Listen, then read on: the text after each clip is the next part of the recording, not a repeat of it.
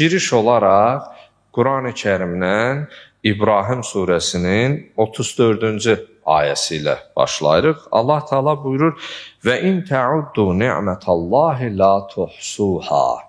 Ya Peyğəmbər, insanlara söylə, əgər Allahın onlara verdiyi nemətləri saymağa çalışsalar, yəni Allahın sizə verdiyi nemətləri saymağa çalışsanız, onları sayıb qurtara bilməzsiniz.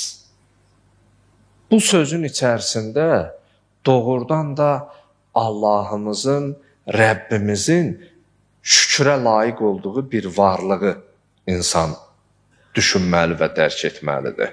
Bu ayənin ətrafında danışacaq. Bir də qısaca təkrarlayıram ayəni.